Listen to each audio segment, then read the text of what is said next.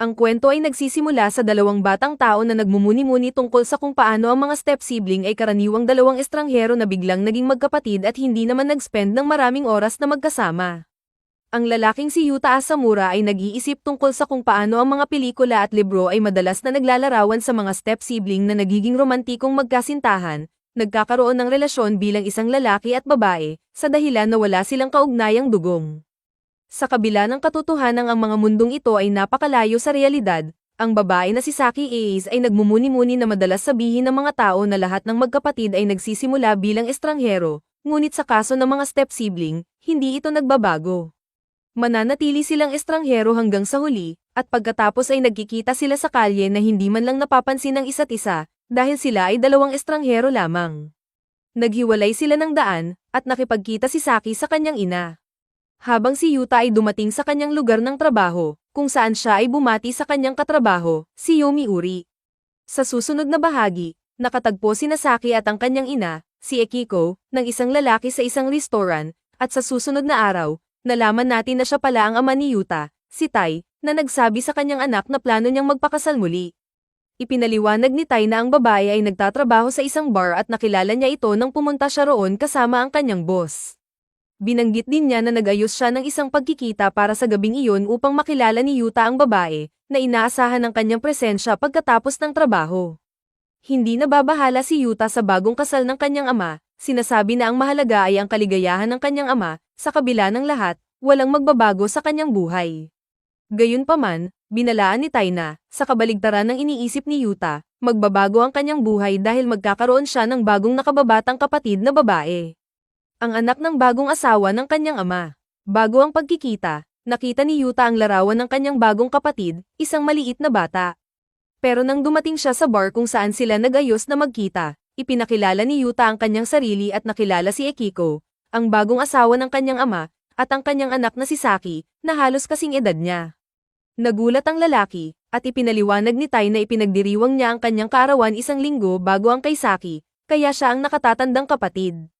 Kahit na pareho silang nasa ikalawang taon ng high school, napagtanto ni Yuta ang hindi pagkakaintindihan at ipinaliwanag na ang larawang nakita niya kay Saki ay mula sa kanyang pagkabata, pagkatapos siyang lumaki, hindi na siya pumayag na kunan pa ng larawan.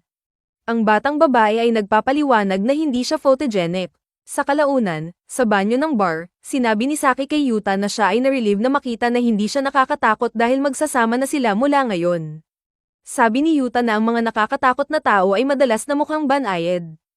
Tumugon ng babae na binanggit ni Tai na siya ay masipag na tao, nag-iipon para sa kolehiyo at nakakakuha ng mga mahusay na grado sa paaralan.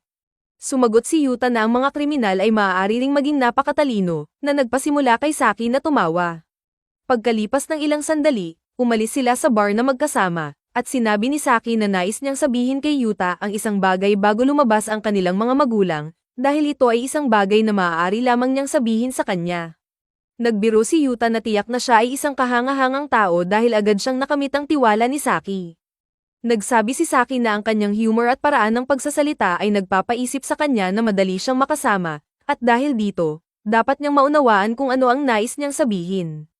Pagkatapos, sinabi ni Saki na wala siyang inaasahan kay Yuta at ayaw niyang magkaroon siya ng anumang inaasahan sa kanya. Tinanong ng babae kung nauunawaan niya ang ibig sabihin nito, at siya ay tumango, sinabing siya ay nakahinga ng maluwag, na nagpasaya kay Saki. Ilang araw ang lumipas, masusing nilinis ni Tai ang kanyang bahay upang salubungin ang kanyang asawa at si Saki. Nag-aalala na makagawa ng magandang impresyon sa kanila. Napansin ni Yuta na kakaiba ang pag-uugali ng kanyang ama, na ipinaliwanag na kapag umabot ka na sa kanyang edad, nagiging kritikal ang mga ganitong bagay. Sa oras na iyon, dumating ang dalawa, nagdadala ng ilang bag na puno ng mga bagay bilang pasasalamat ni Ekiko sa pagtanggap sa kanila. Nagtataka si Tai sa labis na pag-aabala ng babae, katulad ng pagkakabahala ni Yuta sa biglaang obsesyon ng kanyang ama sa paglilinis. Ipinaliwanag ni Saki na hindi marunong tumanggi ang kanyang ina at naubusan ng kontrol sa pagbili ng lahat ng inirekomenda sa kanya. Na nagbigay ng kahihiyan kay Ekiko dahil sa katotohanang sinabi ng kanyang anak.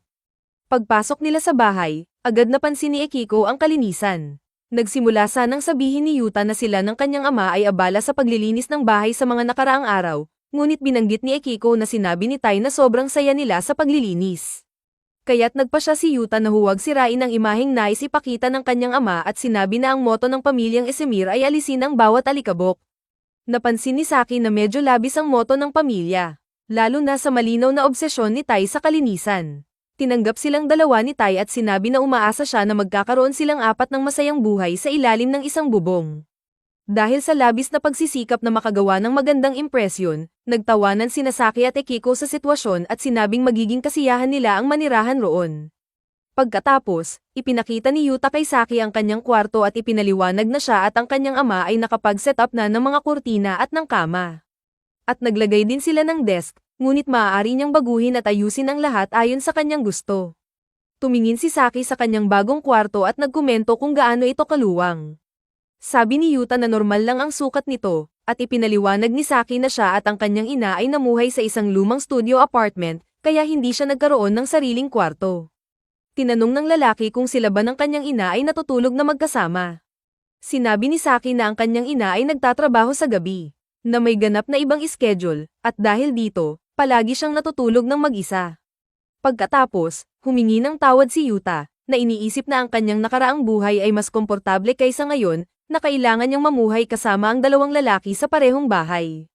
Sinabi ni Saki na hindi siya nababahala at tinanong kung bakit siya napaka-formal sa kanya kahit na sila ay magkasing edad.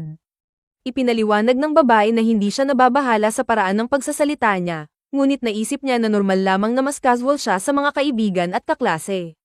At dahil dito, hindi na niya kailangang magsalita ng formal para lang mapasaya siya. Kung iyon ang dahilan ng kanyang formalidad, ipinaliwanag ni Yuta na ang kanyang layunin ay hindi talagang mapasaya siya. Upang linawin ang anumang pagdududa, tinanong niya si Saki kung mas gusto niyang huwag siyang makipag-usap ng formal. Nagpa siya ang babae na maging tapat at sinabi na mas magiging komportable siya kung gagamitin ni Yuta ang mas relaxed na tono sa pakikipag-usap sa kanya, sa katunayan. Wala naman siyang utang na respeto sa kanya o anumang bagay.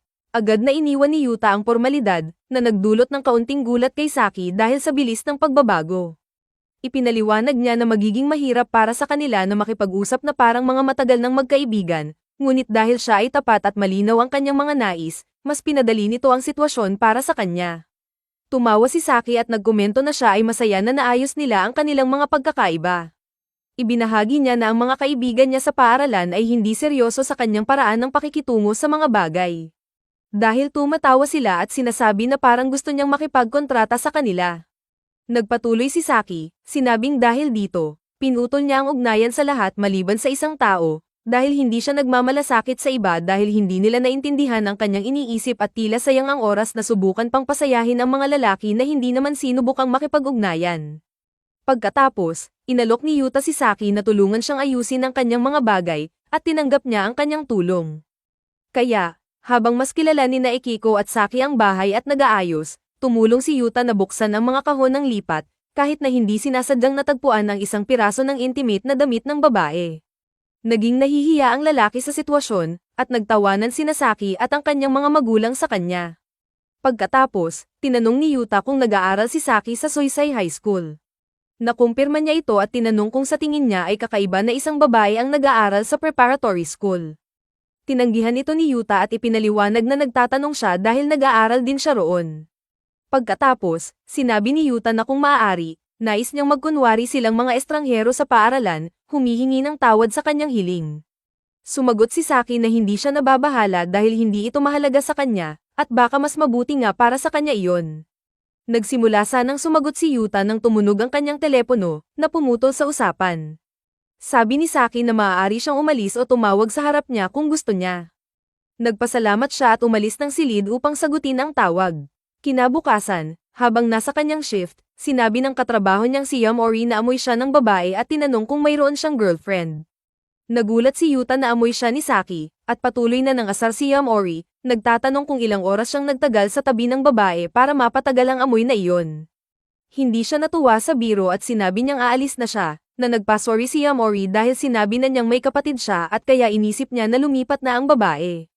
Tinanong ni Yamori kung maganda ang kanyang kapatid, at nang nakumpirma ni Yuta, nagbiro siya na swerte siya dahil nakatira siya kasama ang isang magandang babae. Agad na sinabi ni Yuta na walang mangyayari sa pagitan nila at dapat siyang mas maging maayos. Nagpasorry si Yamori sa kanyang mga biro at ipinaliwanag na ganito siya dahil palagi siyang pumapasok sa mga paaralang pambabae, na nagbigay diin kay Yuta na nasisira ang reputasyon ng mga paaralang pambabae. Pagkatapos ay sinabi niyang nag-aalala siya at tinanong si Yamori kung anong uri ng pag-uugali ang inaasahang ipakita ng mga magkapatid. Sumagot ang kanyang katrabaho na sa kanyang kaso, kailangan lang niyang maging natural. Pagkatapos ng trabaho, naglakad si Yuta pauwi, at agad niyang tinanggal ang kanyang sapatos gaya ng dati at nakita si Saki sa sofa. Inanunsyo niya na siya ay umuwi bilang pagbati, at hindi alam ng babae kung paano sisigot. Nagsorry si Saki sa kanyang reaksyon at ipinaliwanag na wala namang nagsasabi sa kanya kapag umuwi ang mga tao, dahil laging iba ang schedule ng kanyang ina kumpara sa kanya. Sa sandaling iyon, napansin ng babae na seryoso si Yuta at sinabi na okay lang dahil hindi naman siya tinrato ng masama. Nagpatuloy si Saki, sinabing ang kanyang ina ay umuwi mula sa trabaho habang siya ay nasa paaralan at umaalis ulit para magtrabaho pagbalik niya mula sa paaralan, at dahil dito, hindi sila nagkikita. Nagsabi si Yuta na tila malapit sila sa isa't isa. Sumagot si Saki na sila pa rin ay mag-ina at sinabi na kanina ay nagawa nilang mamili ng magkasama pagkatapos ng mahabang panahon, at dahil dito, napakasaya ng kanyang araw. Tinapos ni Yuta ang usapan sa pamamagitan ng pagtatanong kung handa na ang banyo at kung sino sa kanilang dalawa ang mauunang maligo. Siya ang nauunang maligo, at pinanood ng babae ang paghahanda ng banyo. Pagkatapos ng ilang sandali, nang matapos siya sa palaigo, si Saki ay nasa kanyang kwarto na may nakasara na pinto. Kumatok siya sa pinto upang ipaalam na handa na ang lahat para sa kanyang palaigo, bomedisyon ng good night, at umakyat sa kanyang kwarto, sinara ang pinto. Pagkatapos maligo, bago matulog, napansin ni Saki ang ilaw sa bahay, napapansin na iba ang lahat kumpara sa kanyang nakasanayan. Sa isang umaga ng linggo sa kalagitnaan ng Hulyo, nagising si Yuta na may karaniwang catamaran na dulot ng araw na ito ng linggo. Sa kalaunan, nagpunta siya sa ibaba ng Ayaw-man, at natagpuan si Saki na naglalaban ng mga pinggan. Matapos magpalitan ng good morning sa pagbibigay galang, nagpasalamat si Saki kay Yuta sa paghahanda ng banyo, na binanggit na ang tubig ay nasa tamang temperatura. Pero sinabi niya na mula ngayon ay hindi na ito kinakailangan dahil sayang ang tubig. Kitang-kitang malungkot, inannounce ng babae na mauuna na siya at iniwan si Yuta na nakatayo doon, hindi makareact. Pagkatapos, sa paaralan, pinagmamasdan ni Yuta ang kanyang stepsister sa courtyard. Lumapit si Maru at binanggit na karaniwan ay hindi siya nakikialam sa buhay pag-ibig ng iba, ngunit pinayuhan ng kanyang kaibigan na isuko na lang ang anumang pagtatangkang makipag-date sa kanya. Hindi iyon naiisip ni Yuta, lalo na't hindi niya akalaing ang isang magandang babae tulad ni Saki ay gustong makipag-date sa kanya. Ipinunto ni Maru na maaaring magmukhang masama ang makipag-date sa kanya, partikular dahil narinig niya ang ilang hindi magandang chismis tungkol kay Saki na nagbebenta ng sarili, kung alam mo ang ibig niyang sabihin. Ayon sa kanya, si Saki ay isa sa mga maayos ang ayos, egocentric na blonde na umiwas sa mga tao, isang tao na hindi nababagay sa anumang grupo. May ilan pang nakakita sa kanya sa motel district. Isang araw, may isang lalaki mula sa baseball team na umamin ng kanyang nararamdaman kay Saki, at sumagot si Saki na siya ay kasing sama ng sinasabi ng mga tao at wala siyang interes na makipag-date sa sinuman. Nagtataka si Yuta kung iyon lang ang ibig sabihin ni Saki tungkol sa lalaking lumapit sa kanya, ngunit narinig ng kanyang kaibigan ang katulad ng mga kwento mula sa ibang club kung saan tinanggihan ng kapatid ng bida ang ibang mga lalaki sa parehong paraan. Pagkatapos sabihin ito, sinubukan ni Maru na baguhin ang paksa, tinatanong ang kanyang kaibigan kung anong pakiramdam magkaroon ng kapatid na nakatira sa parehong bahay. Gayunpaman, agad niyang napagtanto na kailangan na niyang magbago at bumalik sa klase, kaya tinapos nila ang usapan at naghiwalay ng daan. Pagkatapos, sa klase ng tennis, inanunsyo ni Maya na gagamitin niya ang kanyang secret weapon, ang Grand Heavenly Serve, ngunit nag-double fault siya muli. Sa kabila ng lahat, tinanggap ito ng kanyang kalaban ng maayos.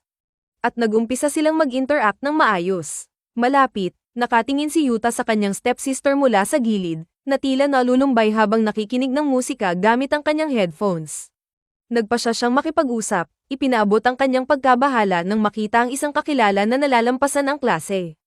Tinanong siya ni Saki kung magsisimula na ba siyang mang-aral tulad ng isang nakatatandang kapatid, ngunit alam ni Yuta na wala siyang karapatan na mang-aral, kaya't sinabi na lang niyang nagulat siya nang malaman na si Saki ay pumili ng tennis bilang kanyang sport.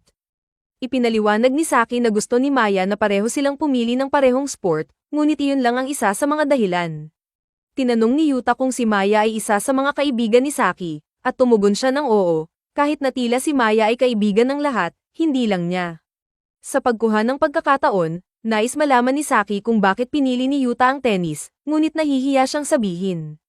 Pinatnubayan siya ni Saki, sinasabing ang kanyang dahilan ay medyo nakakatawa rin.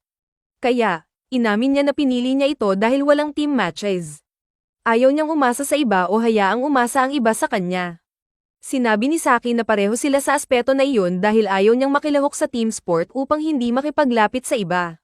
Nagulat si Yuta, dahil ang mga tao tulad niya ay karaniwang nasa sentro ng atensyon, ngunit mas gusto niyang ganito na hindi masyadong nagkakasama, lahat ay nasa isang sulok at siya sa isa, na nag-e-enjoy sa katahimikan. Sa sinabi iyon, tinanong ni Yuta kung gusto ba niyang magpatuloy sa kanyang katahimikan at panatilihin ang kanyang headphones. Pagdating ni Yuta sa bahay, sinabi ni Akiko na nagluto siya ng hapunan para sa kanya. Nagsisisi siyang nag-alala siya sa lahat ng hirap bago magtrabaho, dahil tiyak na mahirap ang makitungo sa mga customer. Sumang-ayon siya na maraming tao ang kailangan niyang asikasuhin, ngunit bilang bartender, mas relax ito, kaya't hindi siya nagmamalasakit na magluto paminsan-minsan. Bago umalis, hiningi niyang alagaan ni Yuta si Saki para sa kanya. Sa hapon, nag-aaral si Yuta sa kanyang kwarto nang may kumatok sa pinto. Tinanong niya kung sino ito, at pumasok si Saki, in-announce ang kanyang pagdating. Hindi naintindihan ni Yuta kung bakit siya nag-announce, pero tinanggap niya siya habang pinapailaw niya ang silid upang hindi siya mag-aral sa dilim. Tinanong niya si Yuta kung alam ba niya ang mga madaling trabaho na mataas ang bayad dahil kailangan niya ng pera nang hindi masyadong nag-aaksaya ng oras, mga trabaho na umaabot sa 10,000 yen kada oras. Wala namang alam si Yuta na ganoong trabaho, kaya't nabanggit ni Saki na nabasa niya sa isang lugar na kung gusto mo ng pera, kailangan mong ibenta ang iyong sarili. Sinubukan ni Yuta na huwag magmukhang bastos, at nagkomento na dapat pahalagahan ni Saki ang kanyang katawan, ngunit sumagot siya na ginagawa na niya iyon, kaya't naniniwala siyang makakagawa siya ng malaking pera. Tinanong ni Yuta kung sasabihin ba niya iyon sa harap ng kanyang ina, at kalmado niyang sinagot ng oo dahil masisiyahan ng kanyang ina na marinig na sa wakas ay nagmature na ang kanyang anak na babae. Sa sinabi iyon, tinanong niya si Yuta kung hindi ba ipinagmamalaki ng kanyang ama nang magsimula siyang gawin iyon. At naguguluhan si Yuta dahil tila magkaiba ang kanilang pinag-uusapan. Lumayo siya sa paksang iyon at pinaalalahanan si Yuta na nabanggit niya ang isang trabaho kahapon. Hindi nagtagal, nagkasama ang dalawa sa pagkain, at ipinaliwanag ni Saki na marami ang nagtatanong kung bakit ganun ang kanyang pananamit. Para sa kanya, ang kanyang damit ay parang gear na nakatuon sa mode na nagbibigay daan sa kanya na mabuhay sa lipunan. Hindi niya ganap na naintindihan, kaya nagbiro si Yuta kung ang kanyang kasuotan ay may mga bonus sa depensa. Ngunit naniniwala si Saki na may koneksyon ito dahil, sa katunayan, lahat tayo ay nakikipaglaban sa mga laban sa bawat oras, kahit na hindi ito nakikita ng mata. Bumalik sa paksa, tinanong ni Saki kung hindi ba maganda ang kanyang ina kapag papasok sa trabaho, at umamin si Yuta na oo, maganda siya. Nabanggit ni Saki na nagtapos lamang ng high school ang kanyang ina at iniisip na baka ito'y makabother sa kanyang kapatid na lalaki, dahil si Akiko ay isang magandang babae na walang college degree at nagtatrabaho sa gabi. Madalas sinasabi ng mga tao na tanga siya o ginagamit ang kanyang hitsura. Pagkatapos ng lahat, kung matalino ka ngunit hindi maganda, sinasabi nilang snob ka na nagmamalaki na intellectual. Ngayon, kung maganda ka pero hindi masyadong matalino, sinasabi nilang sinusubukan mong mandaya. Kapag ang isang magandang babae ay umaasa sa isang lalaki, parasite siya, ngunit kung nagtatrabaho siya ng mabuti upang makamit ang kanyang mga bagay, isa siyang dalaga na hindi nakakuha ng lalaki upang suportahan siya. Kaya naman ganito ang pananamit ni Saki, dahil kailangan niyang maging perpekto ang kanyang hitsura upang mag-stand out bago siya magkaroon ng lakas na maging perpekto sa paaralan at trabaho. Hindi naman nababahala si Yuta sa mga ito ngunit naiisip niyang tiyak na nakakapagod ang kumilos ng ganito. Gayunpaman, sinasabi ng babae na sulit ito dahil ang pagpapakita sa iba na mali sila ay hindi mababayaran. Nawala sa kanyang mga iniisip, nagtataka si Yuta kung sino ang mga tao na tinutukoy ni Saki. Habang ang kanyang isipan ay bumabalik sa isang lumang alaala kung saan nakasalo siya ng isang matandang babae nang siya'y bata pa. Naputol ang kanyang pagninilay nang tanungin ni Saki kung hindi ba siya katulad niya, ngunit sumagot si Yuta na hindi siya ganoon katatag. Binanggit niya na hindi niya gusto kapag may mga inaasahan ang mga tao sa kanya o kabaligtaran, at kung gusto niyang makaalis sa mga inaasahang iyon, pinayuhan siya ni Saki na maging matatag na makapag-isa. Tinanong niya kung iyon ang dahilan kung bakit sobrang kailangan ni Saki ng trabaho, upang maging independente at hindi umasa sa iba, at umamin siyang ganoon nga. Matapos nilang tapusin ang kanilang pagkain, sinabi ng lalaki na hahanapan niya ng trabaho ang kanyang kapatid na babae dahil maaaring may alam ang kanyang superior. Sinabi pa niya na gusto niyang kung ang kapatid niya ay gagawa ng miso soup para sa kanya araw-araw. Tinanong niya kung iyon ba ay isang pag-amin ng pag-ibig, gayunpaman, ang ibig lang niya sabihin ay matagal na siyang walang miso soup na hindi instant, at mahirap humingi kay Akiko dahil sobrang dami ng kanyang trabaho. Sa sinabi iyon, pumayag si Saki na magluto para sa kanya habang nangako si Yuta na hahanapan siya ng trabaho na magbibigay sa kanya ng kasarinlan. Sa susunod na araw, nagulat siya nang makita ang babae na nagluluto ng almusal din, kahit na ang napagkasunduan lang ay miso soup para sa hapunan. Gayunpaman, may pulis siya si Saki na nagbibigay ng higit pa kaysa sa kanyang natatanggap. Sa tabi ng binata, emosyonal si Tai nang makita ang babae na naghahanda ng almusal at umalis pagkatapos kumain. Habang mabagal kumain si Yuta, tinanong siya ni Saki kung nagustuhan ba niya ito, ngunit ang totoo, sanay na si Yuta sa pagkain ng pritong itlog na may toyo. Ipinahayag niya na kasalanan ito ni Saki dahil hindi niya alam, kaya nagkasundo silang pag-usapan ang kanyang mga paborito sa pagkain tuwing may pagkakataon sa trabaho. Habang nagbabasa si Yuta ng libro tungkol sa kung paano kumita ng pera, pumansin si Shiori na talagang nakatutok siya sa pagbabago ng kanyang buhay. Sumagot siya na medyo totoo iyon dahil gusto niyang mamuhay ng mag-isa pagkatapos ng graduation. Ngayon ay mayroon na siyang kapatid na kasing edad niya, at mahirap makipagsama. Nauunawaan ni Shiori na gusto ng kanyang kaibigan na mamuhay ng mag-isa ngunit hindi siya naniniwala na ito'y dahil sa kanyang kapatid. Ayon sa kanya, ang pagkakaroon ng kapatid na kasing edad ay parang isang investment. Sa huli, sinabi niyang okay lang na umasa sa iba kung hindi mo kayang mamuhay ng mag-isa. Sa kabila ng lahat, mabuti ang magkaroon ng pera, ngunit hindi kasalanan na wala nito. Bukod dito, kahit ang mga presidente ng pinakamayayamang kumpanya ay kailangan ng ibang tao, at syempre, ang isang magandang estudyante sa unibersidad tulad ni Shiori ay may isa o dalawang sugar daddy. Nagulat si Yuta sa pahayag na iyon, ngunit nagbibiro lang ang babae. Gayunpaman, talagang naniniwala si Shiori na dapat isipin ni Yuta ang mga bagay na ito ng mahinahon at huwag mahiya na umasa sa pamilya. Sa kasalukuyan, sa gabi, nagbalik ang binata para sa hapunan kasama ang kanyang kapatid at sinabi sa kanya ang sinabi ni Shiori. Nagsabi si Saki na si Shiori ay maaaring parang isa sa mga nakatatandang kapatid na maganda, palakaibigan, at matalino, at totoo ang sinabi nito. Gayunpaman, malinaw na sinabi niyang hindi niya balak baguhin ang kanyang isip tungkol sa pagiging independent. Tinanong ni Yuta kung hindi ba siya pwedeng umasa sa kanya at sa kanilang ama. Alam ng babae na mapagkakatiwalaan sila ngunit naniniwala siyang magiging mas madali kung masama ang ugali ni Yuta. Nang hindi ipinaliwanag ang kanyang ibig sabihin, tumayo siya matapos kumain at nagpaalam. Makalipas ang ilang sandali, habang lumalabas si Yuta mula sa banyo, nakita niyang may iniwan para sa kanya sa pasilyo. Nang magbuhos ang liwanag ng umaga, nakita niyang naglalakad ang kanyang kapatid papuntang paaralan at lumapit siya ngunit nanatiling may distansya. Abala, nakikinig si Saki sa kanyang musika gamit ang headphones gaya ng dati. Habang tumatawid siya sa kalsada ng walang ingat, hindi niya napansin ang isang mabilis na sasakyan na paparating. At sinubukan ni Yuta na tumulong. Sa susunod na bahagi, sa klase ng tennis, si Maya ay muling nagbibigay ng atensyon sa lahat sa kanyang extroverted na pag-uugali, at si Saki ang kanyang partner sa laro. Kanina, kinailangan ni Yuta na gampanan ng papel ng nakatatandang kapatid dahil halos humantong sa pagkamatay ang kawalang ingat ni Saki. Sa kanyang nasirang headphone sa lupa, niyayakap niya ang kanyang backpack para makaramdam ng kahit kaunting suporta, kahit na hindi ito totoo. Pagkatapos ng laban, tumingin si Saki ng direkta kay Yuta ngunit umiwas siya at naglakad palayo. Pagkatapos ng klase, kinuha ni Yuta ang kanyang mga bagay mula sa locker at nakita si Saki sa labas ng paaralan na walang payong sa malakas na ulan. Tumingin siya sa payong sa kanyang kamay. Pagdating sa bahay, lubos siyang nabasa dahil ipinahiram niya ang payong sa kanyang kapatid. Habang naliligo, naalala niya ang mga salita ni Saki tungkol sa mga invisible battles na patuloy nating nilalabanan, at kahit na mahirap, laging sulit na ipakita sa iba na mali sila. Nang lumabas siya mula sa banyo, nakita niya sina Saki at Maya na nasa sofa sa sala. Isang araw pagkatapos noon, nagising si Yuta at naalala ang pagtanggap sa kanya ng dalawang babae dahil gusto ni Maya na makita ang bahay ni Saki. Nang lumabas ng kaunti ang kanyang kaibigan, sinabi ni Saki sa kanya na hindi niya siya maabisuhan dahil hindi siya sumasagot sa telepono.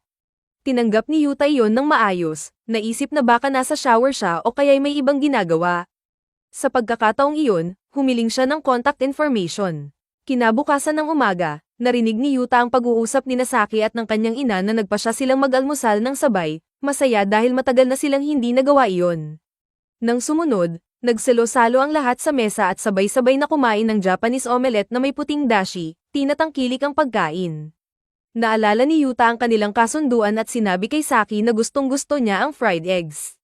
Sumagot siya na susubukan niyang gumawa nito kapag gusto niya. Pagkatapos ng almusal, tumulong si Yuta sa mga pinggan at tinanong kung pwede niyang ipagsama ang mga damit ni Saki at ng kanyang ina sa washing machine. Pinahalagahan ni Akiko ang kabutihan ng bata ngunit sinabi na medyo komplikado ang paghuhugas ng mga ganitong maselang tela, kailangan ito ng espesyal na net para protektahan ang mga damit at wala siyang kaalaman tungkol doon. Para lalo pang maging masalimuot, nagtanong ang ina ni Saki sa harap niya kung gusto ba ni Yuta na hugasan niya ang kanyang underwear dahil huhugasan din niya ang sa kanyang asawa. Sa kanilang paglalakad papuntang paaralan, humiling si Saki na maglakad kasama ang kanyang bagong kapatid at, habang naglalakad, inamin niyang pumayag siya sa kanilang ina na huwag tanggapin ang tulong ni Yuta sa labahan dahil napagtanto niyang hindi siya mahusay dito. Kahit na tinatanggihan niya ang mga tradisyonal na gender roles, nagtataka siya kung siya ba ang uri ng lalaki na lihim na nagsusuot ng panty na may lipstick o iba pa.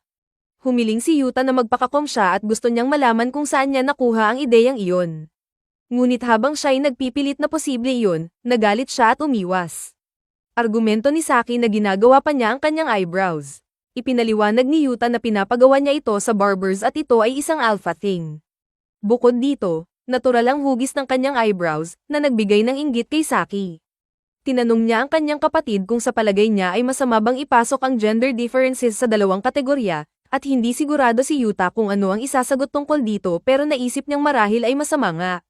Sa anumang kaso, humingi ng tawad si Saki kung lumampas siya sa linya sa kanilang pag-uusap, ngunit naniniwala si Yuta na minsan ay impulsive ang sinasabi natin at mahalagang matutong tumugon ng naaayon upang makapagpraktis ng reflexes. Gayunpaman, natatakot si Saki na makapagsabi ng mga prejudiced na bagay at matapos ay magdiriin sa iba na iba sa kanya. Nakita ni Yuta na talagang naiinis siya, kaya't sinabi niyang mukhang siya ang uri na nagmumuni-muni sa sinasabi niya at ni-rethink kung tama o hindi. Kaya't huwag siyang masyadong mag-alala. Sa sinabi niyan, naglakad si Saki na lumipas sa kanyang kapatid, sinasaboy ang kanyang mga hakon na bagay sa kanya habang sinasabi na nauunawaan siya nito ng sobra. Hindi sinasadyang naiintriga nito ang puso ng bata. Ilang oras pagkatapos, nang makauwi siya mula sa paaralan, nakita ni Yuta ang mga pangkababaihang salawal sa sampayan at nahihiya siya nang dumating ang kanyang kapatid na sabay na oras, kaya't nagmamadali siyang magbihis para sa trabaho. Sa trabaho, nakatanggap siya ng mensahe mula kay Saki na nagtatanong kung tumitingin siya sa salawal, dahil siya ay naging kinakabahan nang mapansin ito. Ngunit hindi siya inaakusahan ng kanyang kapatid na gustong nakawin ang mga panties, sa katunayan, iniisip niyang hindi ito patas at ang bata ay natatakot lang na magbigay ng maling impresyon kapag pinag-uusapan ito. Pagdating niya sa bahay, binigyan siya ni Saki ng mainit na tsokolate at sinabi niyang pantay na ang kanilang score. Naniniwala siya na ang pagtingin sa kanyang salawal ay purong reflexive. At sa parehong paraan, sinabi niyang siya ay kayang magmuni-muni sa kanyang mga aksyon at muling pag-isipan ang mga ito. Gayunpaman, umuok siya at tinukso siya, nagtatanong kung ang mga salawal ay kaakit-akit na sapat upang makuha ang kanyang atensyon. Hindi nahulog si Yuta sa bitag ngunit inamin na sa isang sandali ay naisip niyang nakawin ang isa sa mga ito. Gayunpaman, ang nais gawin at ang talagang paggawa nito ay lubos na magkaibang bagay. Sa wakas, pumayag si Saki at batiin ang kanyang kapatid ng good night. Kinabukasan, gaya ng dati, nakita ni Yuta si Saki na nag-iisa sa isang sulok ng tennis court na may suot na headphones hanggang sa lumapit si Maya mula sa likuran at tawagin siyang, Kuya. Habang humihingi si Yuta na huwag gawin iyon sa paaralan, nagtataka siya kung ano ang nangyayari kay Saki, dahil parang kakaiba ang kanyang kilos mula umaga. Sa isip na iyon, nagpadala siya ng mensahe sa kanyang kapatid na nagtatanong kung may nangyari, at tumugon ito ng tuwid na walang nangyari.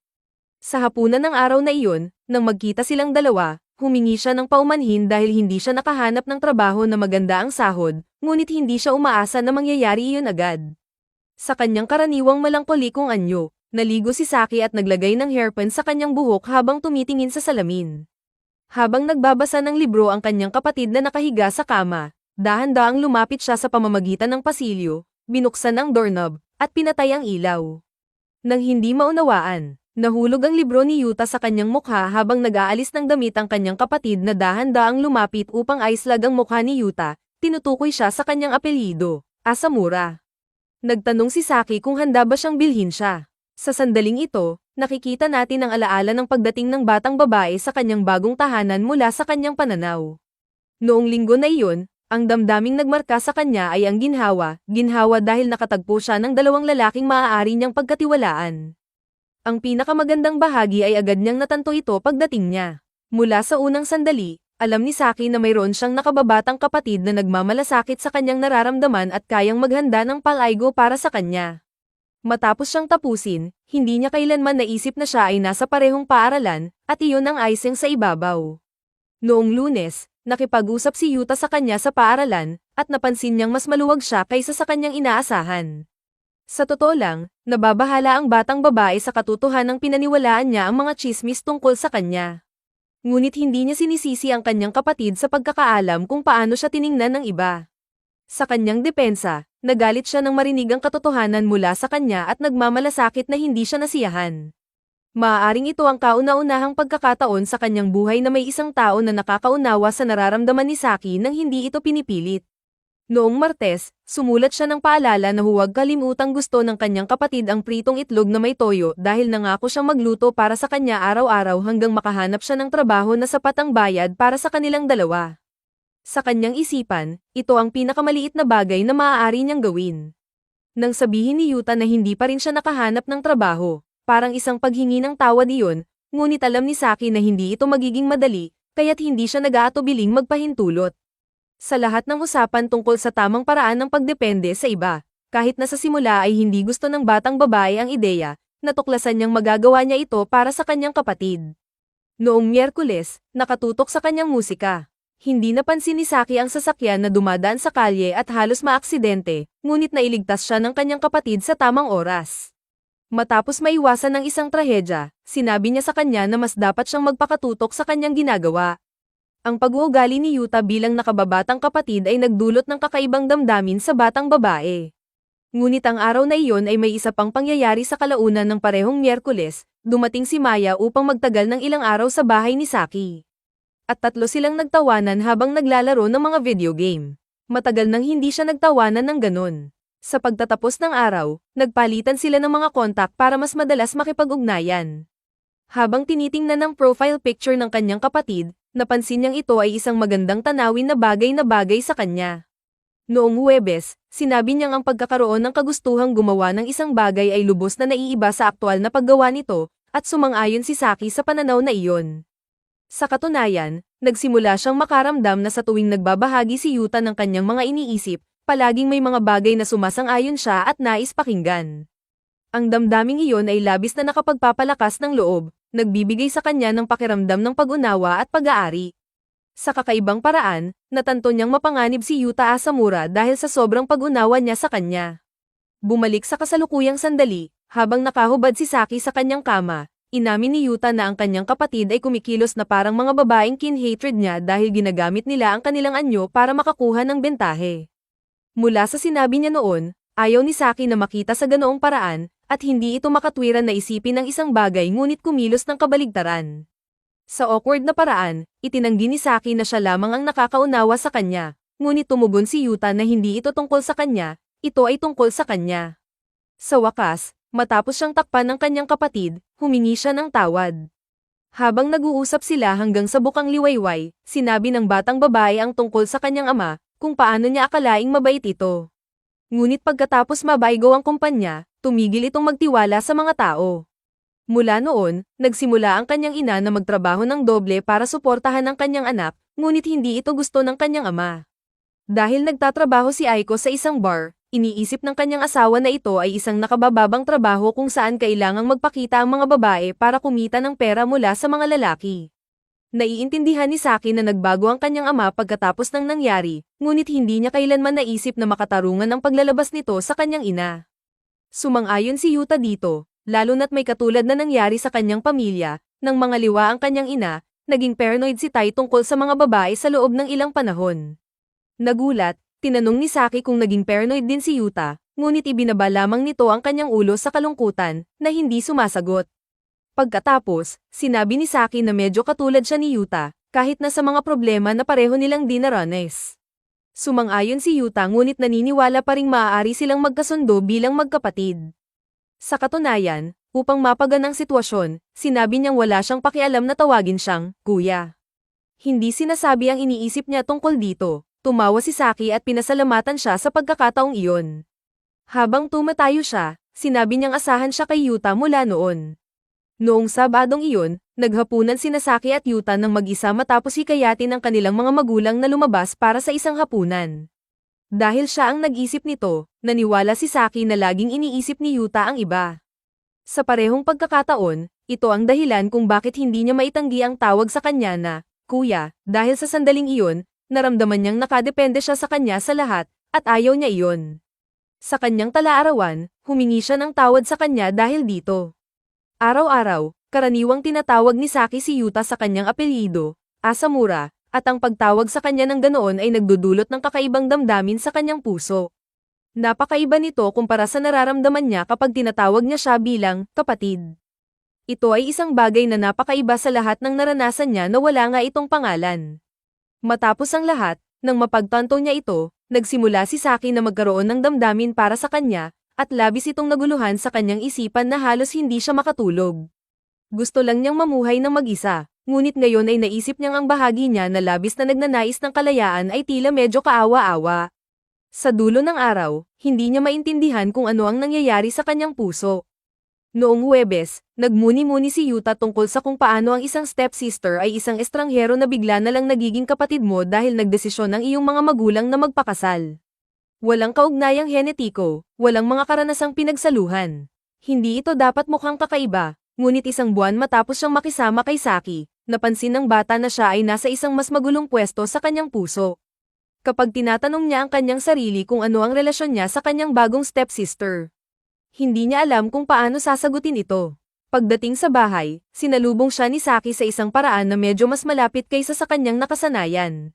Gusto niyang turuan siya ng makabagong literatura dahil hindi siya maganda ang resulta sa asignaturang iyon, nakakuha siya ng 38 sa 100.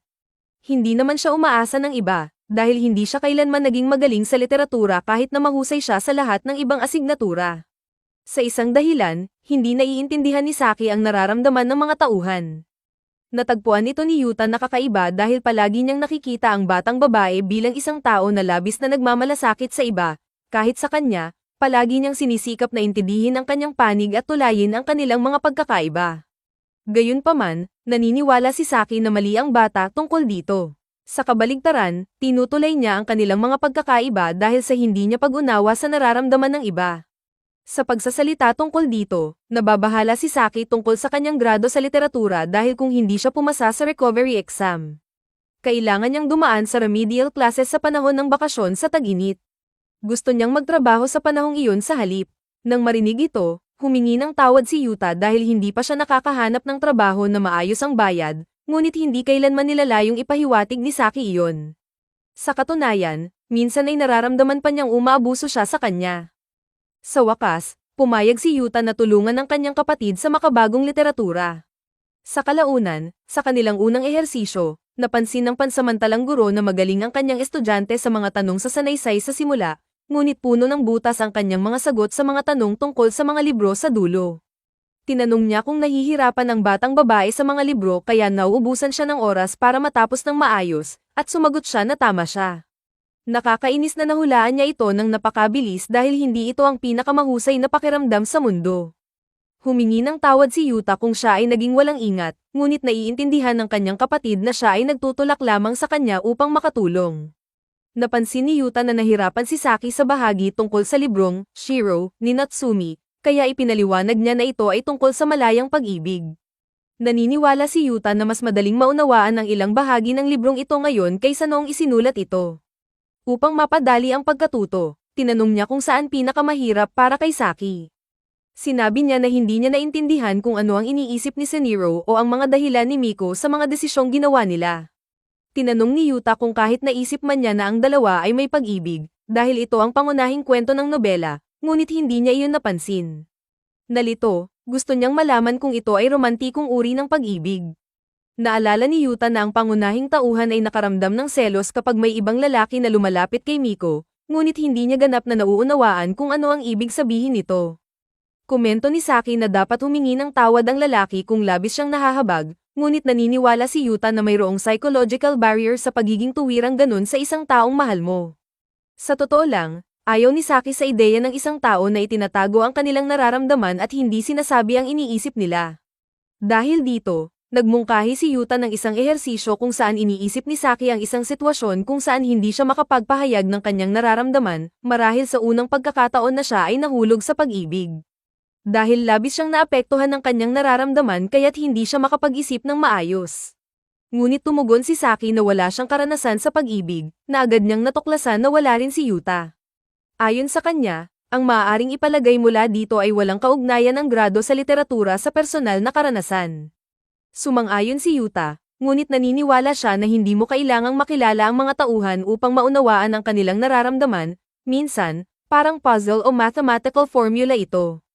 Naalala niyang magaling si Saki sa kasaysayan, ipinaliwanag niya na mas madaling maunawaan kung ano ang ibig sabihin ng isang libro kapag naiintindihan natin ang kontekstong historikal kung kailan ito isinulat. Gamit ang teknik na ito, nais ni Yuta na iugnay ito sa libro at makita na ang ganitong uri ng pagsusulit ay may mga pattern sa mga sagot na halos kalahati na sa pag-aproba. Kaya tinanong ni Saki kung sa tingin ni Yuta ay papasa siya sa recovery exam, at sigurado si Yuta na oo. Sa pagngiti nito, nangako siyang gagawin ang kanyang makakaya. Sa gabi, humanga si Yuta sa dami ng tamang sagot na nakuha ng kanyang kapatid sa ehersisyong inirekomenda niya, kaya't iniisip niyang ang tanging natitira na lang ay ang pagmaster ng mga aklat na magiging bahagi ng pagsusulit.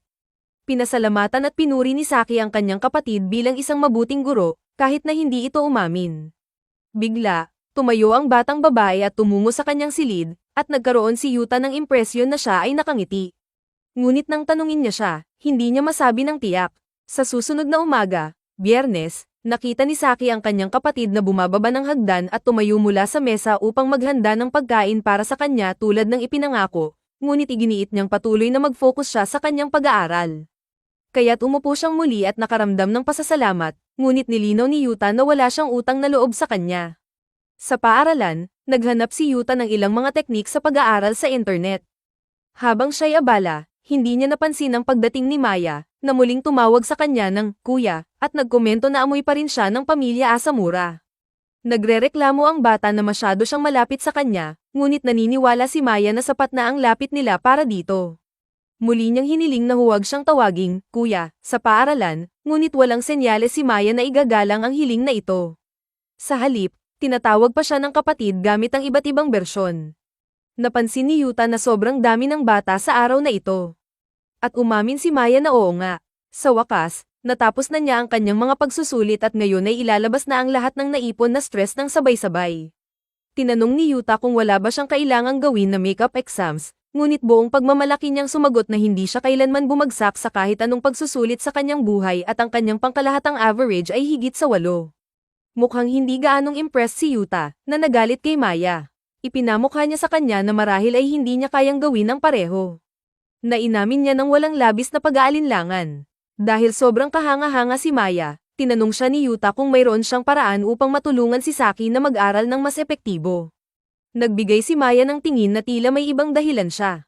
Nang nagreklamo si Yuta tungkol sa kanyang ekspresyon, iginiit niyang siya ay isang dedikadong kapatid at wala ng iba. Idinagdag niya na tumutulong siya sa abot ng kanyang makakaya, ngunit medyo matalino si Saki at malapit nang maunawaan ito.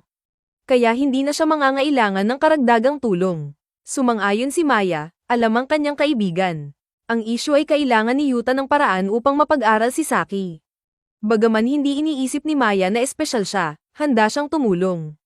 Una, inirekomenda niyang mag-aral si Saki habang nakikinig ng musika. Tinanong ni Yuta kung mayroon siyang partikular na estilo na inirerekomenda, ngunit si Maya ay nakikinig lamang sa kung ano ang inirerekomenda ng kanyang app dahil nakakapagod ang paghahanap ng musika sa kanyang sarili. Gayunpaman, binigyang diin niyang mahusay na kapatid si Yuta at dapat siyang maging proud dito, kahit na hindi niya iniisip na iyon ay nagpapabuti sa kanya bilang tao. Sa personal, iniisip ni Maya na ang pagluluto para sa kanyang nakababatang kapatid ay nagbibigay sa kanya ng pakiramdam na siya ay isang cool na nakatatandang kapatid, at sapat na iyon para sa kanya. Sa kalaunan, sa trabaho, nakita ni Shiori si Yuta na abala at pinagtatawanan siya. Sa katotohanan, sawa na siya dahil weekend na nangangahulugang mas maraming customer at mas maraming abala.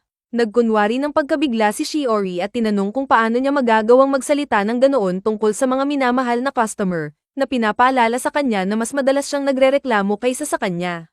Sa sandaling iyon, may isa pang empleyado na dumaan, at mabilis na nagsuot si Shiori ng magandang mukha. Nang umalis ang empleyado, sinabi ni Yuta na hindi siya kailanman nagpapakita ng tunay na sarili sa iba. Sumagot siya na tumigil na siya sa paggawa nito pagkatapos niyang biguin ang lahat sa kolehiyo. Kaya't hanggang ngayon, si Yuta lamang ang nakakaalam kung sino talaga siya. Nang isipin niyang inaaksyonan niya ang pag-uusap sa isang mas hindi angkop na direksyon, hiningi niya sa kanya na huminto. Nang dumating ang gabi at natapos ang shift, nakita ni Yuta si Shiori na pagod sa likod na mesa at sinabi niyang aalis na siya. Hindi makareact si Shiori dahil puno ang tindahan at hindi maayos ang air conditioning, kaya't parang natutunaw na siya. Bukod dito, kailangan niyang umupo para buhatin ang maraming libro. Nasamire sa kanyang likod. Nawawalan na ng pasensya si Yuta sa kanyang drama at umalis, ngunit nagreklamo si Shiori na dahil nakahanap siya ng bagong batang girlfriend, iniwan na siya nito. Halos nagmamakaawa, hiningi niyang magstay siya at ibahagi ang kanyang mga pakikipagsapalaran kasama ang kanyang bagong little sister. Wala namang pakikipagsapalaran si Yuta na maibabahagi, ngunit gusto niyang humingi ng payo. Umupo siya kasama ang kanyang kaibigan at sinabi na kailangan niyang makahanap ng paraan upang mas maging epektibo ang pag-aaral ng kanyang kapatid. Pinayuhan siyang makinig si Saki ng musika habang nag-aaral, ngunit hindi niya alam kung anong uri ang pinakamainam. Agad na kinuha ni Shiori ang kanyang telepono at naghahanap ng suhestyon. Matapos niyang magsaliksik ng musika para sa pag-aaral, nakahanap siya ng ilang interesante na mga track at ibinigay sa kanya ang isang earbud upang makinig. Pumasok ang magandang kalidad ng tunog sa kanyang mga tainga habang narinig ni Yuta ang isang lo-fi hip-hop track na may mga walang katapusang playlist sa YouTube, ang uri na may animated cover ng isang batang babae na nag-aaral kasama ang pusa sa bintana. Habang naglalakad siya sa maulan na mga kalye pauwi, sinisip-sip niya ang awitin at ginagawang soundtrack ang kanyang munting paglalakbay. Samantala, nagsisimula si Saki sa kanyang bagong trabaho sa araw na ito ng ulan, ngunit hindi ito nagpapaalis ng ngiti sa kanyang mukha, hindi pa sa ngayon. Pagdating ng dalawa sa bahay, ipinakita ni Yuta kay Saki ang musika na pinapakinggan niya, na agad niyang nagustuhan. Inirekomenda niyang pakinggan ito habang nag-aaral siya, at nagulat siya na alam ng kanyang kapatid ang estilo na ito. Inamin niyang narinig niya ito sa unang pagkakataon ngayong araw dahil ito ay isang rekomendasyon mula sa kanyang katrabaho. Tinanong ni Saki kung siya ba ang magandang batang babae na parang ensiklopedya, at kinumpirma ni Yuta, na medyo nahihiya, na karamihan ng mga rekomendasyon ay galing sa kanya. Inisip ni Saki na malapit ang dalawa, at ipinaliwanag ni Yuta na madalas silang mag-shift na magkasama. Habang tila medyo naliligaw si Saki sa paksang ito, tinanong ni Yuta kung ano ang mali. Ngunit sinabi niyang naligaw lang siya sa musika. Gusto rin niyang malaman kung marami bang alam ang katrabaho na ito tungkol sa musika dahil parang ganoon ang tingin niya. Inilarawan ni Yuta ang batang babae bilang medyo baliw sa paraang nakakatawa. Tumawa si Saki, iniisip na sa anumang kaso, mukhang kawili-wili siya, na hindi pinabulaanan ni Yuta. Lumipat sa ibang paksa, umamin si Yuta na maraming nagawa ang kanyang kapatid para sa kanya, at umaasa siyang kahit papaano ay nakabawi na siya sa ideya ng musika sa kanyang pag-aaral. Nagpasalamat si Saki at nangakong susubukan ito mamaya, pagkatapos ay tumayo siya upang linisin ang mga pinagkainan. Gayunpaman, nag-alok si Yuta na siya na ang maghuhugas ng mga pinggan ngayon, kaya umalis siya patungo sa pasilyo, huminto, at binati ang kanyang kapatid ng magandang gabi, na sinuklian nito. Sa umaga ng Sabado, nagising si Yuta at bumaba sa ibaba, kung saan nakakuha siya ng magaan na banat mula sa kanyang ama tungkol sa pagiging medyo huli. Sinasagot niya ng kalmado na nakatulog siya ng mahigit, at nang sumulyap siya sa gilid, napansin niyang hindi pa nahahawakan ni Saki ang kanyang agahan, na pagtanto niyang marahil ay nakatulog din siya. Ayon sa kanilang nanay, nag-aral ang babae buong gabi at natulog siya ng umagang iyon. Nag-aalala si Akiko na baka magkasakit si Saki mula sa pagtulog sa ilalim ng air conditioning na nakabukas ang tiyan, at sinabi ni Yuta na malamang isa ito sa mga sobrang init na tag-init.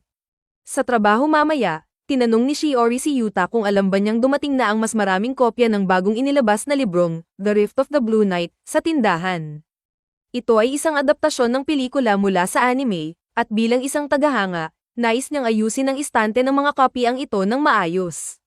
Binanggit ni Yuta na mayroon pang isa pang kopya bukod sa mga hawak niya, at nang malaman niyang gusto niya ang anime, binasa niya ang synopsis ng libro kasama siya. Tuwing isang beses sa isang linggo sa Heitan gabi, may isang batang lalaki na nakakakita ng isang batang babae na may dalang lumang biolin habang may mga lalaking mula sa nakaraan na humahabol sa kanya. Habang natutuklasan niya ang mga misteryo ng biolin, sama-sama ang batang lalaki sa batang babae sa isang paglalakbay sa panahon at espasyo, na nangangako na bubuo ng musika ng kanilang kinabukasan ng magkasama. Nakikita ang synopsis na interesante, iminungkahi ni Yuta na ipakita ang mga pabalat ng libro na nakaharap sa harap sa istante. Habang inaayos nila ang mga libro, nag-usap sila tungkol sa pelikula na kasalukuyang nasa mga sinehan ngunit magtatapos na bukas upang bigyang daan ang mga paparating na pelikulang tag-init. Sa pagkakataong ito, inaanyayahan ni Shiori si Yuta na manood ng pelikula pagkatapos ng trabaho ngayon. Sa simula, tila medyo nag-aalinlangan si Yuta sa ideya. Ngunit sa kaunting paghimok mula sa kanyang kaibigan, nakuha niya ang kanyang loob ng walang gaanong hirap. Karaniwan, nag-aatubili siya dahil sa hiya, at dahil lalabas sila, kailangan niyang ipaalam sa kanyang ama na magiging out siya mamaya. Tinanong ni Shiori kung dapat din ba niyang ipaalam sa mga tao na nagmamalasakit sa kanya. Tulad ng kanyang kapatid, halimbawa, naguguluhan si Yuta sa pahayag na ito, dahil hindi niya akalain na magmamalasakit si Saki, ngunit tila iba ang alalahanin ni Shiori. Matapos silang magkita at gumugol ng kaunting oras sa labas, nakarating ang dalawang kaibigan sa sinehan, kung saan plano ni Shiori na bumili ng diet soda. Nagtatawa si Yuta sa Iron Iya ng pag-order ng malaking buttered popcorn na may diet soda. Binaliwala ito ni Shiori at sinabing bibili pa siya ng caramel popcorn. Si Yuta ang nanguna sa pagbili ng giant bucket ng popcorn para sa palabas. At nagalok si Shiori sa kanya ng ilan, ngunit karaniwan ay hindi siya kumakain habang nanonood ng mga pelikula. Nagtanong si Shiori kay Yuta na gumawa ng pagbubukod sa araw na ito, at nagpa siya siyang kumagit ng popcorn. Sa screen, isang batang beast boy ang nagmamadaling pumasok sa isang dead-end na eskinita. Nang humarap, naramdaman niya ang bigat ng kanyang malaking backpack at nawala ang kontrol dito. Sa isang punto, nahulog ang kanyang mga bagay mula sa itaas ng isang pader at bumagsak sa isang parke. Bumagsak na may thud. Matapos makabawi mula sa pagbagsak, napansin niya ang batang babae na nakikita niya lamang sa gabi na muling lumilitaw. Inabot niya sa kanya ang isang instrumento na dapat manatiling ligtas sakaling siya ay mamatay, at naramdaman ni Beast Boy ang bigat ng responsibilidad, nag-aalinlangan. Ipinaliwanag ng batang babae na mayroon lamang siyang kalahating taon na natitira sa buhay at hindi niya maaring payagan na mapunta ang instrumento sa maling kamay. Tinanong niya kung sino ang mga taong humahabol sa kanya. At lumipat ang eksena sa isang lungsod ng mga halimaw kung saan tatlong individual na nakasuot ang humahabol sa misteryosong batang babae. Pinoprotektahan ni Beast Boy ang batang babae habang ipinaliwanag niya na ang biolin na dala niya ay napakaluma. Nang gabing iyon, nakatagpo sila ng silungan, at sinabi niyang ginawa niya ang lahat ng makakaya niya, ngunit naniniwala si Beast Boy na siya ay nagsisinungaling. Alam niyang dapat ay mayroon siyang espesyal na lugar na nais niyang makita. Sa katunayan, iyon ang hinahanap niya. Na may luha sa kanyang mga mata, idinagdag niya na nais din niyang makita iyon kasama siya. Sigurado siyang may oras pa kung aalis sila ngayon, kaya't hinawakan niya ang kamay nito. Samantala, pinagmamasdan ni Yuta si Shiori sandali pagkatapos ng pelikula. Sinusundan niya ang kanyang kaibigan pauwi, at nais niyang suklian ito sa anumang paraan. Sa daan, nakatagpo sila ng vending machine, at bumili siya ng juice para sa kanya, tinatanong kung nais niyang buksan niya ito. Sinasabi ni Yuta na hindi na kinakailangan, ngunit nang buksan niya ang lata, nagbibiro si Shiori na maaari sana niyang i-film ang sandaling iyon upang ipakita ang talento ni Yuta. Nakipaglaro siya, humihingi ng paggalang sa kanyang privacy. Pagkatapos, sinabi ni Shiori na talagang mabait si Yuta at hindi sanay sa ganitong treto.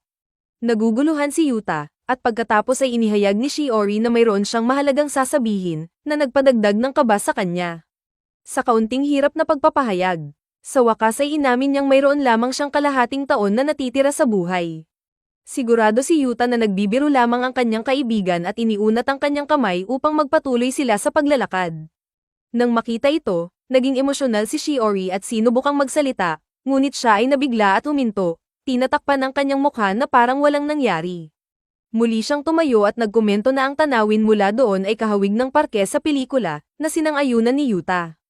Sa kasamaang palad, Nagpapaalala ito sa kanya na hindi siya makapaglakbay sa panahon tulad ng mga tauhan. Sa nakakatawang tono, ipinagpalagay ni Shiori na ito ay komplikado, at kinuha ang walang laman na lata mula sa kamay ni Yuta at itinapon ito. Nagpatuloy sila sa paglalakad hanggang sa makarating sila sa isang punto kung saan nagpasya si Shiori na magpatuloy ng mag-isa.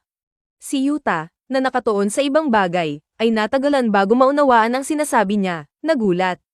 Pinasalamatan niya siya para sa musika na ipinakita niya sa kanya, na ibinahagi niya kay Saki para mag-aral. Sa kanyang sagot, ngumiti si Shiori at humiling na iparating ang pagbati sa kanyang kapatid. Sa mas maagang bahagi, sumakay siya sa isang sasakyan, ang kanyang mga mata ay nagpakita ng kaunting kalungkutan, na tila nakatagong pagdurusa. Balik sa parke, ibinagsak ni Beast Boy ang isang malito mula sa pader, pagkatapos ay binuksan ito matapos ang pagbagsak upang suriin kung ayos ang lahat. Sa kanyang mga mata, muling lumitaw ang misteryosong batang babae. Ngayon kasama ang isang biyolin. Nagsimula siyang tumugtog, na nagdulot kay Beast Boy ng emosyon. Habang tumutugtog ang musika, dahan-dahan silang lumapit. Sa loob ng kanyang malita, mayroong gitara, na ginamit niya upang makisali, lumilikha ng isang magandang melodya sa gitna ng mga nalalaglag na petals ng sakura. Ang araw sa parke ay nagpapaganda sa lahat, nagdudulot ng mga ngiti sa mga mukha ng mga music hero habang nagbabahaginan sila ng dalisay na mga ekspresyon ng kagalakan. Sa susunod na umaga sa agahan, tinanong ni Saki kung si Yuta ba ang nagtakip sa kanya ng kumot habang natutulog siya. Kumpirmado ni Yuta na siya iyon dahil ayaw niyang magkasakit siya bago ang kanyang makeup exam. Pinasalamatan siya ni Saki para sa pag-aalala, ngunit iniisip ni Yuta na walang dahilan para pasalamatan siya roon. Pinalitan ng paksa, tinanong ng kanyang kapatid kung pumunta ba siya sa sinehan kahapon, na kinumpirma niyang may kaunting gulat dahil hindi niya ito nabanggit sa kanya. Sinabi niya na ito ay isang pelikula na tinatawag na Fisher in the Blue Night, at inirekomenda niyang panoorin din ito dahil talagang nagustuhan niya ito. Sumagot si Saki na kailangan niyang maghintay hanggang matapos ang kanyang exam.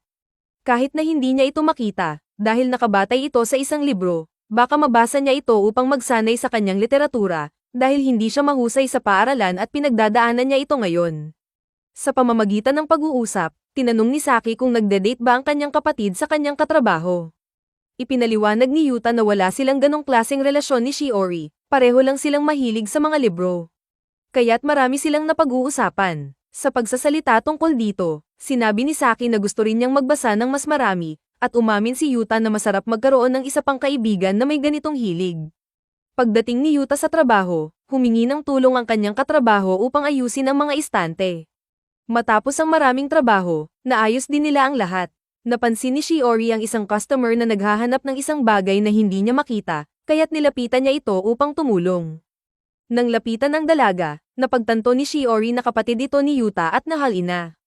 Nang hindi nagkukunwari, pinuri niya ang ganda ni Saki at ipinalabas ang tunay na saya sa pagtanggap dito. Humiling si Yuta sa kanyang katrabaho na maghinay-hinay dahil masyado siyang excited. Nahihiya, sinabi ni Saki na naghahanap siya ng study book bukod sa libro mula sa pelikulang binanggit ng kanyang kapatid kahapon. Pagkarinig sa huling bahagi, lalong naging masaya si Shiori na interesado ang dalaga sa pelikula at nagbabalaksa ng imbitahan siya sa sinehan. Ngunit pinutol ito ni Yuta. Binigyang diin niya na kailangan ng kanyang kapatid na mag-aral at hindi maligo ng landas. Sa kanyang depensa, sinabi ni Shiori na magaganda ang mga bulaklak sa maling landas dahil dinidilig ito ng dugo ng tao. Hindi naniwala si Yuta na mabuti ang dugo bilang sustansya para sa mga bulaklak, sa palagay niya, mas epektibo ang tubig at sikat ng araw.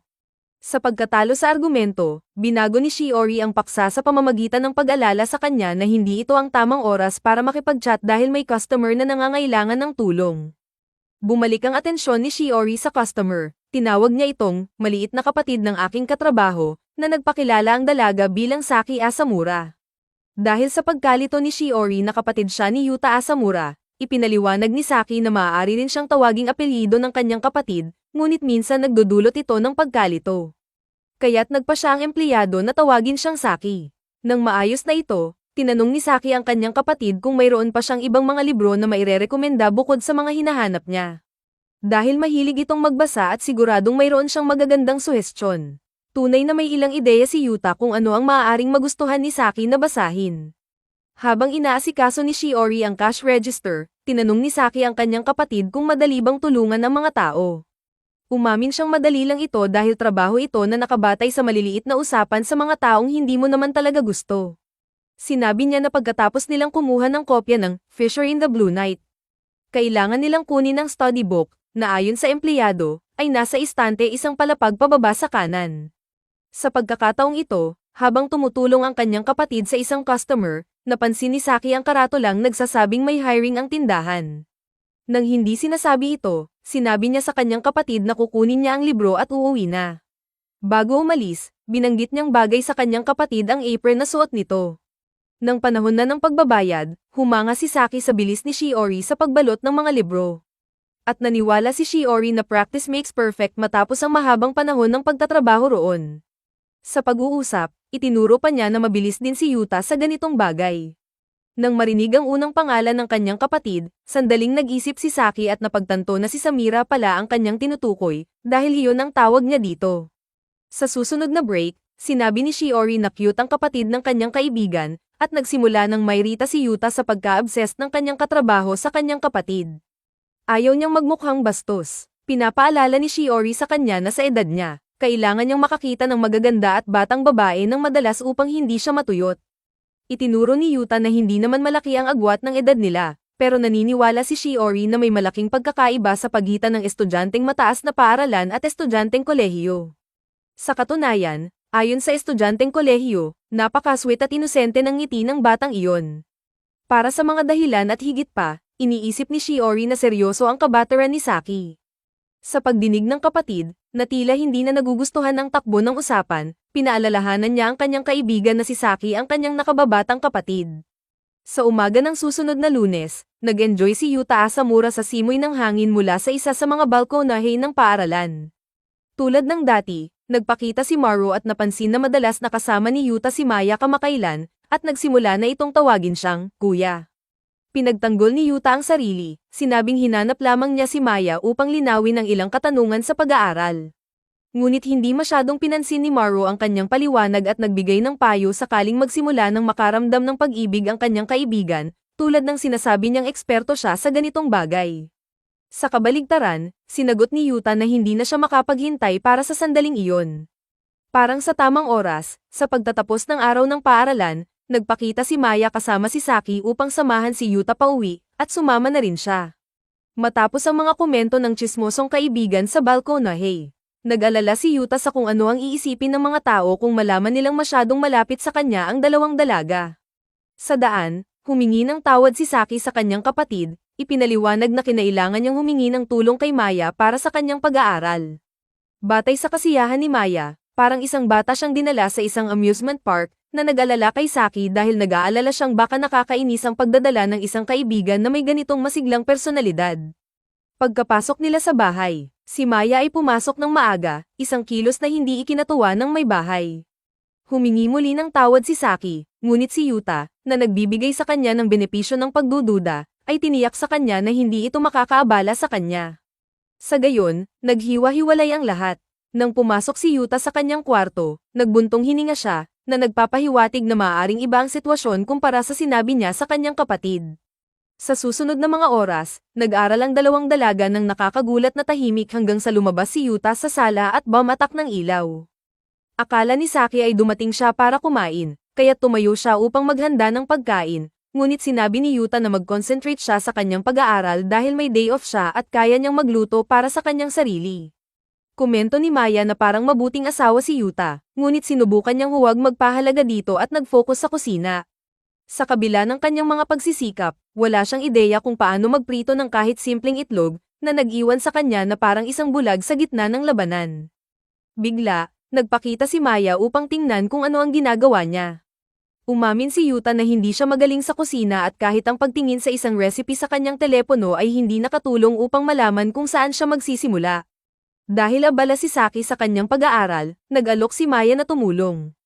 Ang antas ng kanyang enerhiya ay patuloy na mataas, na lubos na naiiba sa mas tahimik na enerhiya ng dalawang magkapatid. Kahit bata pa, puno na si Maya ng enerhiya, tumatakbo sa mga parke ng bayan. At tila nagawa niyang panatilihin ang bahagi ng kanyang pagkabata. Bukod dito, nagdala rin ng panahon ng kaunting kaalaman sa pagluluto, at tinuruan niya si Yuta ng ilang tricks upang makayanan niya sa susunod. Habang patuloy si Saki sa kanyang pagsusuri, nakikinig ng musika gamit ang kanyang headphones, nagsuot si Yuta ng apron, na determinadong tapusin ang paghahanda ng pagkain. Habang lumilipas ang mga oras, tinanong ni Maya kung talagang wala bang anuman sa pagitan ni Yuta at ng kanyang kapatid. Na pinaalalahanan siya na mali kung mayroon man. Kahit na iginiit niya na hindi sila magkadugo at ang isang bagay ay walang kinalaman sa isa, tinanong ni Yuta kung bakit ganoon na lamang ang interes ni Maya sa relasyon nila ni Saki.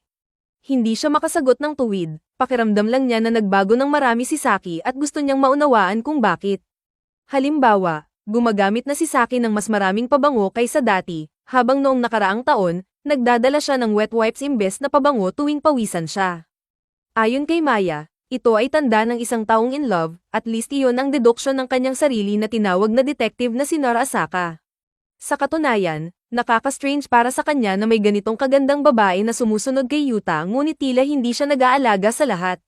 Ipinaliwanag ni Yuta na ang ugali ni Saki sa paggamit ng pabango ay natural. Kapag nagsimula kang makisama sa isang tao ng kabaligtaran, nagiging mas aware ka sa mga amoy ng iyong katawan. Hindi ito isang lihim na estado o tanda ng pag-ibig. Ito ay tungkol lamang sa kalinisan. Sa kabila nito, patuloy na inunat ni Maya ang pot, sinasabing nakatingin si Saki direkta sa kanya. Totoo nga, ngunit mabilis na ibinaling ni Saki ang kanyang mukha pabalik sa kanyang pag-aaral. Nahulaan ni Yuta na baka napansin ni Saki na pinag-uusapan siya, na magiging malaking pagkakamali, lalo na't malakas magsalita si Maya, na sinigurado ni Yuta na ipinaalam. Gayunpaman, iginiit pa rin ni Maya na makikilala niya ang pag-ibig kapag nakita niya ito. Mas direkta si Yuta, na nagsasabing baka magalit si Saki kung patuloy si Maya sa pag-uusap na ito, ngunit tila immune si Maya sa pagkahiya at nanatili sa kanyang pananaw. Di nagtagal, nagbip ang rice cooker, senyales na handa na ang pagkain.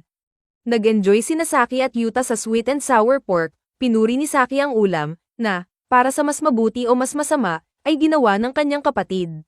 Sinamantala ni Yuta ang pagkakataon na tanungin kung paano ang kanyang pag-aaral, at sinabi niyang maganda ang kanyang naging progreso. Naano ko ang tulong niya. Kahit na nainis si Maya sa tinawag niyang hindi epektibong pamamaraan ng pag-aaral ni Saki, sang-ayon si Yuta na hindi ito ang pinaka-praktikal na paraan ngunit maingat na hindi niya nasaktan ang damdamin ng kanyang kapatid.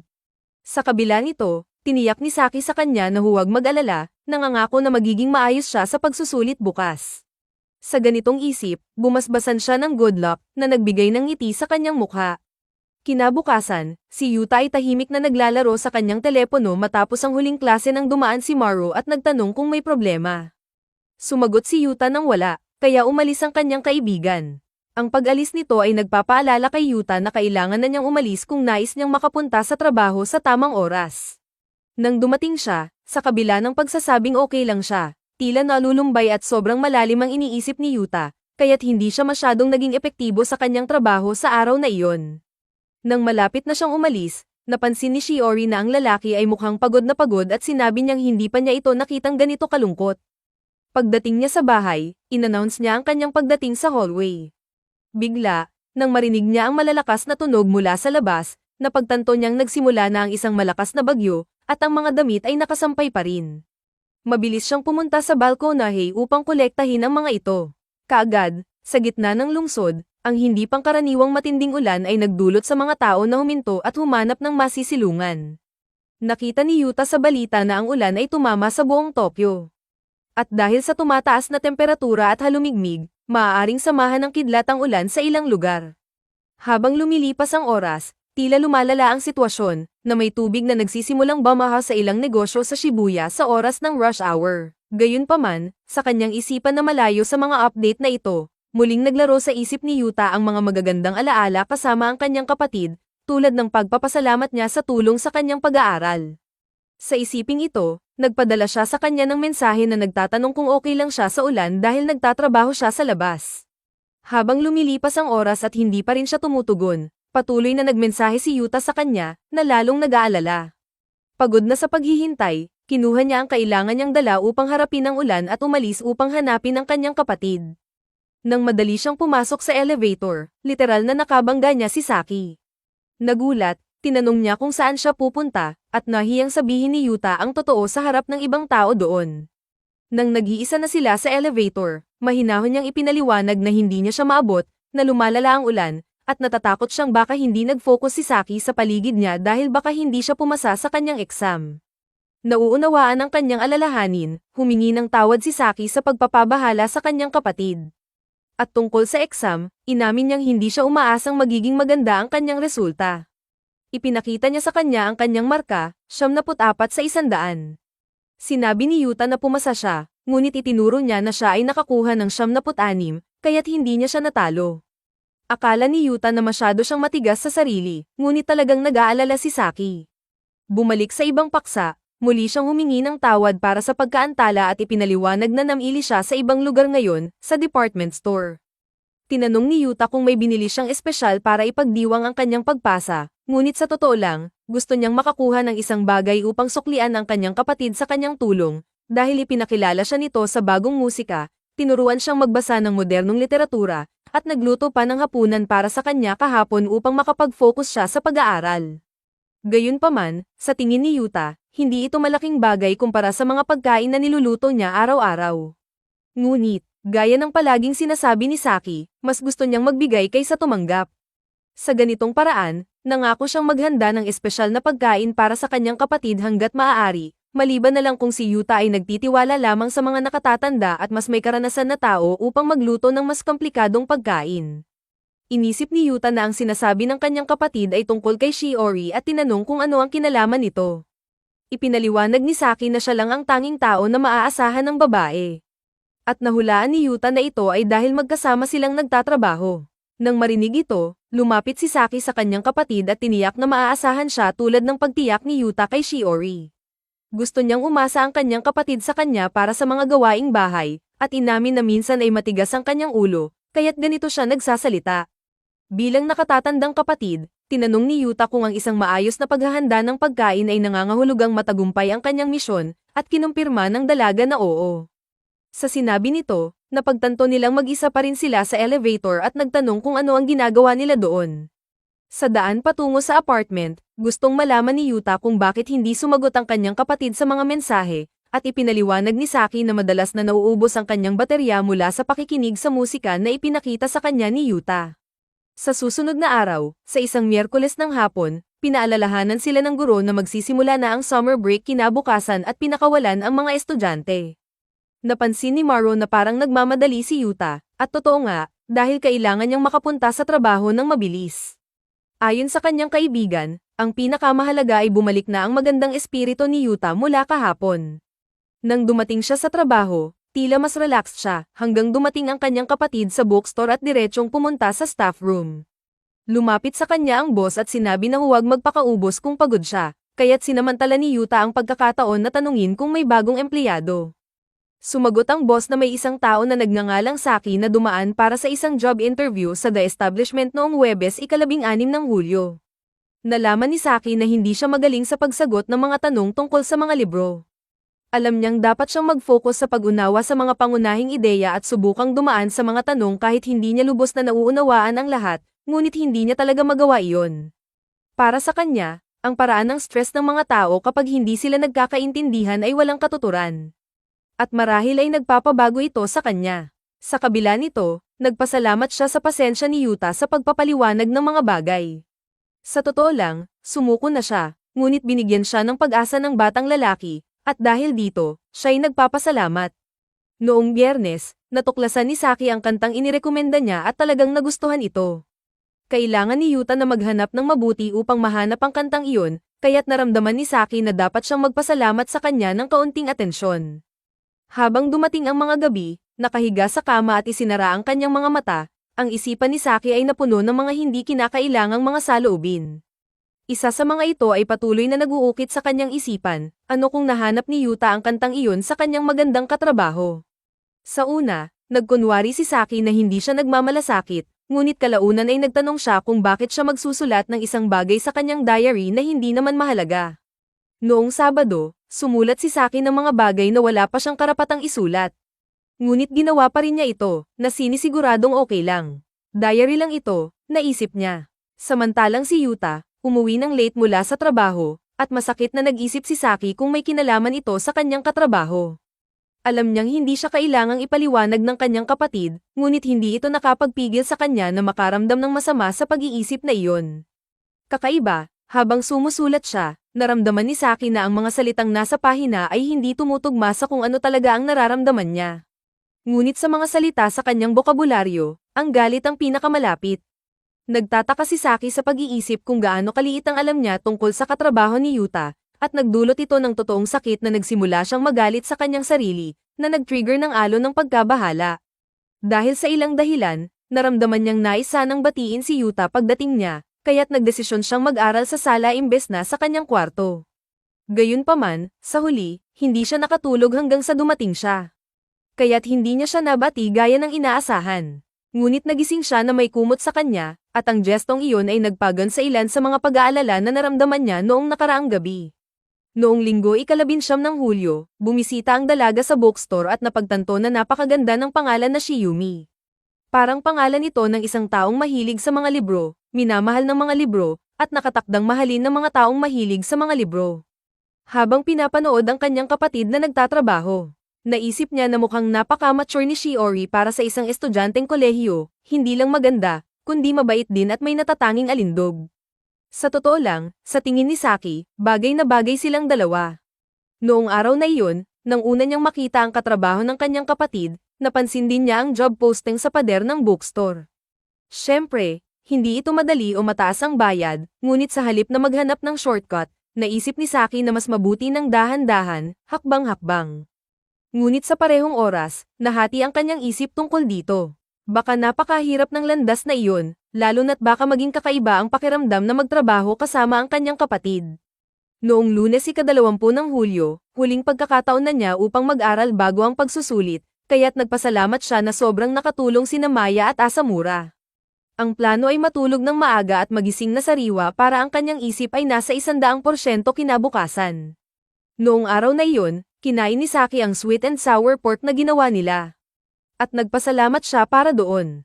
Kinabukasan, pumasa siya sa makeup exam, at kahit madali nang sabihin ngayon na alam na niya ang resulta, alam niya nang magpasa siya mula pa sa simula. Talagang dahil ito kina Asamura at Maya, at ngayon, makakapagbakasyon na siya sa tag-init kung paano niya gusto. Ang ideya ay mag-aral ng kaunti at mag-ipon ng pera. Noong araw na pumunta siya sa bookstore, may isang lalaki na nakipag-usap kay Saki habang tinitingnan niya ang poster, at hindi niya alam kung paano. Sinabi niyang interesado siya sa posisyon. Ngayon, hindi na siya makabawi. Pwede sana siyang magpraktis ng mga sagot para sa interview sa bahay, ngunit parang kakaiba ito sa presensya ni Yuta at Asamura. Parang mamamatay siya kung tinanong siya kung bakit niya pinili na magtrabaho sa bookstore. Pagkatapos ng lahat, wala siyang magandang sagot para doon, hindi man lang niya alam. Nang araw na iyon, sa elevator, nakaramdam siya ng sama ng loob sa pag-aalala sa kanyang kapatid. Alam niyang mahuhuli siya pero hindi niya sinabi sa kanya dahil baka kailanganin niyang ipaliwanag kung bakit. At hindi niya yun magawa. Sa kahit anong paraan, alam niyang kailangan niyang harapin ang pagkabahala isang araw. Upang magkapatawad sa kanyang pagkakamali, naisip niyang maghanda ng espesyal na hapunan para sa kanyang kapatid dahil mas madaling magpatawad ang isang tao kapag busog. Kahit na hindi siya patawarin ni Yuta, baka tanggapin man lang niya ang pagkakamali. Ang plano ay sabihin niyang nahuli siya dahil huminto siya sa department store at hindi siya sumagot sa mga mensahe dahil naubusan ng baterya ang kanyang telepono. Pero sa bawat kasinungalingang sinabi niya, naramdaman ni Saki na unti-unting sumisibol ang isang binhi ng pagdududa sa kanyang isip at natatakot siya sa mga damdaming kasabay nito. Sa isang paraan, may kinalaman ito sa pag-unawa kung paano siya nararamdaman tungkol kay Yuta Asamura. Isang salita lamang ang makakapaglarawan dito, ngunit hindi siya sigurado kung dapat niya itong isulat sa kanyang diary. At ironic iyon, hindi inasahan ni Saki na magsisimula siyang kumilos na parang karakter sa isang libro. Ngunit wala nang atrasan. Ang job interview ay naging madali, at sigurado siyang natanggap siya. Ang problema ngayon ay ang sabihin kay Yuta ang lahat dahil ang takot na ipaliwanag ang buong sitwasyon ay nagbalik ng lahat ng pagkabahala na pinahirapan siya. Bagaman may pagkakataon na ang pagsasabi ng lahat ay magiging malaking ginhawa, minsan ang daan sa pagpapalaya mula sa pagkabahala, obviously, ang landas patungo sa kalayaan ay may mga tinik dahil may mga bahagi ng kanyang relasyon kay Yuta na hindi niya nauunawaan. Katulad ng kay Shiori, kung mayroon siyang anumang pananaw sa mga madilim na bahagi na ito, kahit gaano kaliit, marahil ang masamang pakiramdam na iyon ay maaaring hamupa o mawala ng buo. kaya't nagpasya siyang iyon ang gagawin niya. Sa kabilang banda, nararamdaman niyang isang kakaibang pasanin ang maniwala na si Yuta ang nagdidikta sa kanyang mga aksyon, kahit na wala siyang ginawang masama. Sa katunayan, siya ang nagligpit sa kanyang sarili sa mga kadena at nahuli ang kanyang sarili. Sa totoo lang, napaka-absurd nito na nais niyang tumawa ng mag-isa, syempre, dahil hindi dapat mahulog ang diary ni Saki sa kamay ng sinuman. Bilang babala sa kanyang sarili, marahil dapat niyang isulat ng detalyado kung ano talaga ang gusto niya, pagkatapos ay itago ito sa ilalim ng drawer at ikandado. Sa ganitong paraan, magiging maayos ang lahat. Sa isip na ito, hinamon ni Saki ang kanyang sarili na ilarawan ang kalikasan ng mga hindi kanais-nais na damdaming ito sa isang salita. Isang buwan mamaya, noong ika-22 ng Agosto, nagsimula ang Sabado ng Pamilya sa masarap na almusal sa tahanan ng mga Sa usapang pamilya, nagtanong ang ama ni Yuta kung patuloy pa bang tinatawag ng magkapatid ang isa't isa sa kanilang apelyido. Naabala, ang mga kabataan ay hindi na mukhang gustong pag-usapan ito, lalo na't hindi nila binago ang kanilang tawagan, patuloy pa rin nilang ginagamit ang Asamura at A's. Pagkatapos ng almusal, sa kabila ng pagiging Sabado, inanunsyo ni Yuta na pupunta siyang magtrabaho ngunit babalik siya bago ang tanghalian. Ganon din ang sinabi ni Saki. Tinanong ni T kung talagang magtatrabaho sila ng ganon karami, lalo na't malapit nang matapos ang Agosto, ngunit sumagot ang kanyang anak na ayos lang dahil patuloy pa rin siyang nag-a-attend ng summer classes. Ngunit hindi iyon ang punto ni T, nais niya na mag-enjoy ang mga bata, hindi lang magtrabaho ng 24/7. Kahit sa kanilang break, kapag nasa huling taon na sila, ang focus ay lilipat na sa college entrance exams, ngunit hanggat maaari, mahalagang mamuhay ng kaunti. Gayun din, alam ni Akiko na minsang sobra sa sarili ang kanyang anak at tiyak na namimiss na sila ng kanilang mga kaibigan. Sumagot si Yuta na wala siyang masyadong kaibigan, hindi katulad ni Saki, ngunit tila hindi natuwa si Saki sa pahayag na iyon. Nang maglaon, habang nag-aaral ang kanyang kapatid, kumatok siya sa pinto, iniisip na baka tungkol kay Maya ang sinasabi ni Yuta. Ipinaliwanag niya na hindi sila gaanong magka-close upang magkasama sa mga bakasyon. Nakita ni Yuta na kakaiba iyon. Dahil ilang araw na nanatili ang dalaga sa kanilang bahay. Nilinaw ni Saki na si Maya ay may interes kay Yuta at dumating lang siya dahil inimbitahan niya ito, kung hindi iyon mangyayari dahil parehong tipo sina Maya at Saki na iginagalang ang espasyo ng iba. Sa madaling salita, hindi sila karaniwang nag-iimbita sa isa't isa para magkasama. Sumang-ayon si Yuta na hindi ideal na makasama ang mga tao na hindi mo gaanong kakilala, lalo na't mas gusto niyang mag-isa.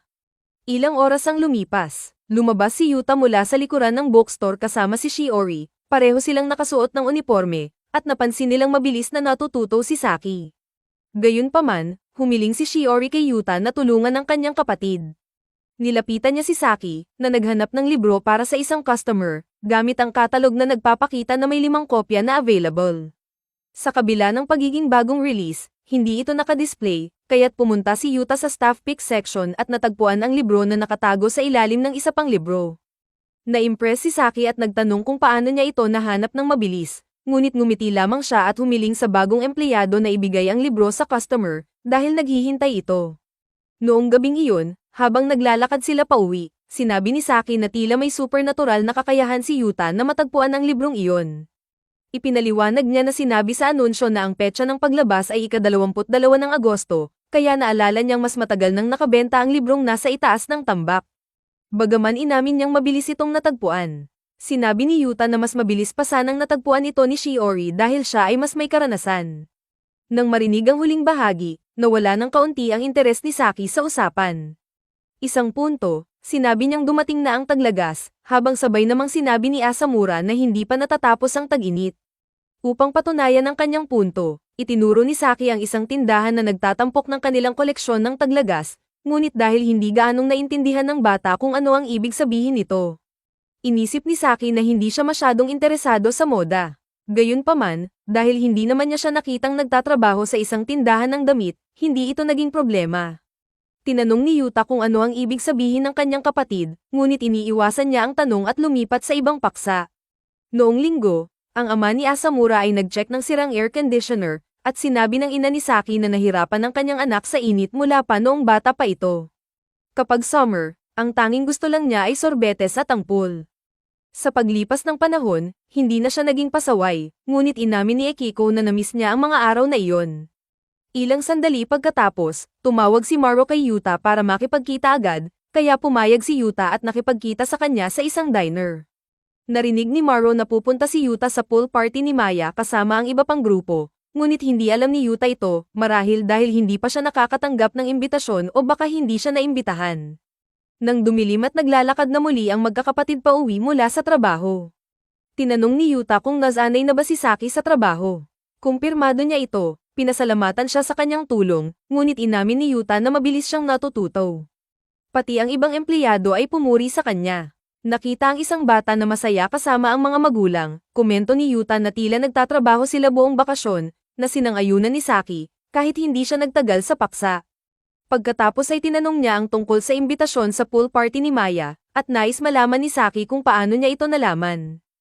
Ipinaliwanag ni Yuta na may nagsabi sa kanya, kaya diretsong inimbitahan siya ng kanyang kapatid na sumama. Gayunpaman, naramdaman niyang hindi siya bagay sa ganitong uri ng pot gathering at tinanggihan ito. Tumalikod si Saki at sumagot na walang sino man ang dapat makaramdam ng obligasyon na pumunta, gaya ng hindi rin siya pupunta. Naalala ni Saki ilang araw na ang nakalipas, sinabi niya sa kanyang kapatid na makikipagtrabaho siya kasama siya at hindi niya nabanggit ang job interview ng maaga dahil natatakot siyang mapahiya kung hindi siya matanggap. Sa kasalukuyan, habang umakyat siya sa kanyang kwarto, naalala niya ang hamon na itinakda niya para sa kanyang sarili na ilarawan ng masamang pakiramdam sa isang salita at napagtanto na ang salitang iyon ay, selos. Kinabukasan, naglalakad si Akiko sa kalye nang marinig niya ang sigaw ng isang bata. Na-trigger nito ang isang alaala ng hiling ni Saki na may makain sa isang street festival, ngunit sinubukan ni Akiko na ilihis ito, alam niyang sisira ito sa hapunan. Tulad ng anumang bata, hindi alintana ni Saki dahil mas malakas ang kanyang pagnanasa sa sorbetes. Kaya, niloko siya ni Akiko, sinabing mawawalan siya ng magandang pagkakataon na matikman ang masarap na beef stew mamaya. Nang marinig iyon, mabilis na nagbago ng isip si Saki at nangako na hindi muna kakain ng sorbetes. Hawak ang kamay ng kanyang anak, tinanong ni Akiko kung saan sila pupunta sa susunod na linggo, at sa isang pagsabog ng saya, sumigaw si Saki na pupunta sila sa pool. Mga taon mamaya, tinanong ni Akiko si Yuta kung may klase siya sa araw na iyon. Nasinagot niyang oo. Habang nag-uusap sila, nabanggit niyang gumagana na ang air conditioner. Nagsaya si Akiko, alam na naramdaman ng kanyang anak ang sobrang init at makakapag-aral na siya sa bahay ng comfortable. Upang buksan ang usapan, tinanong ni Yuta kung magiging ayos ba ang kanyang anak na maimbitahan sa isang bagay na pinaplano niyang wala siyang palem. Alam ni Akiko ang kanyang anak, naniniwala siyang hindi ito magiging masaya. Si Saki ay ang uri ng tao na gustong nakaplano ang lahat mula simula hanggang katapusan. Si Yuta ay nahinala na ito, kaya tinanggap niya ito ng walang pag-aalinlangan, habang si Akiko ay nagiging mausisa tungkol sa sitwasyon. Tila may interes si Yuta sa kanyang anak na babae. Dahil sa pakiramdam ng kaunting pagkabahala at pagkasakit, mabilis na nilinaw ni Yuta na si Saki ay parang nakababatang kapatid sa kanya, patuloy sa dati ng kwento. Pero nagbibiro lang si Akiko.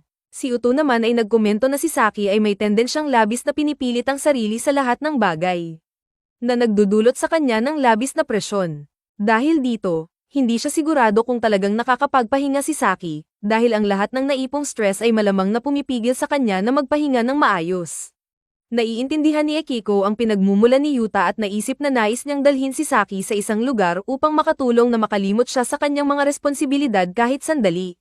Kasabay nito, sinisi niya ang sarili, iniisip na marahil ang kanyang anak ay naging ganito dahil palagi siyang abala.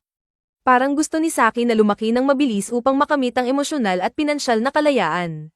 Sa harap ng suspisyon na ito, pinagsisihan ni Akiko na hindi siya naglaan ng mas maraming oras kay Saki noong bata pa ito. Humiling siya kay Yuta na mag-effort na dalhin si Saki sa labas paminsan-minsan, upang makalimutan nito ang kanyang mga problema. Pumayag si Yuta, kahit na natatakot siyang baka map-dislike siya ni Saki dahil dito. Ngunit pinakalma siya ni Akiko, sinabing walang dapat ikatakot. Kung sakaling maging mahirap, sasabihin niya kay Yuta ang mga paborito ni Saki, at sa kalamang iyon, tiyak na makakamit niya ang kapatawaran nito. Ilang oras mamaya, kumatok si Yuta sa pintuan ni Saki upang sabihin na nagbago siya ng isip tungkol sa pagpunta sa pool party ni Maya. Ngunit agad na sumagot si Saki na hindi siya pupunta dahil wala siyang oras. Nakaramdam si Yuta ng kaunting pangamba sa pagiging tuwid ni Saki, kaya nagpasya siyang huwag na itong pilitin pero nabanggit pa rin na iniisip niyang pumunta.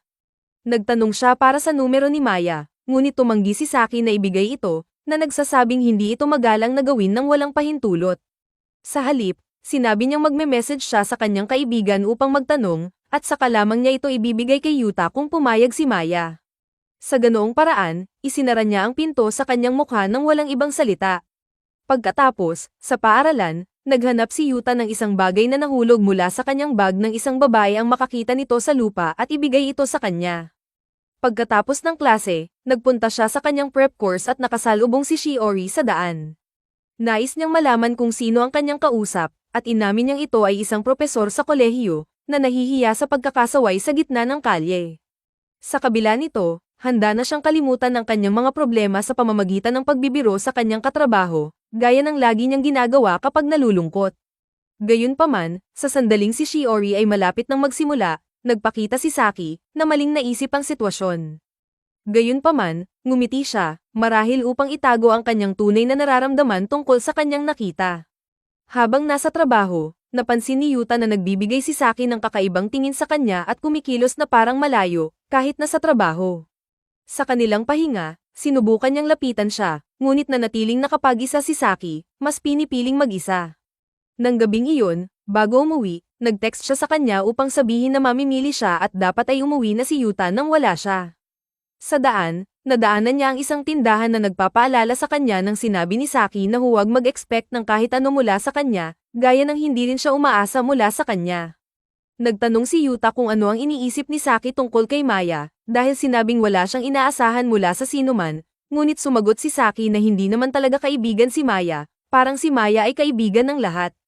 Nang umuwi si Yuta, nakita niyang may lutong sinangag sa kusina nang pumasok si Saki. Akala niya ito ang ginawa para sa kanya.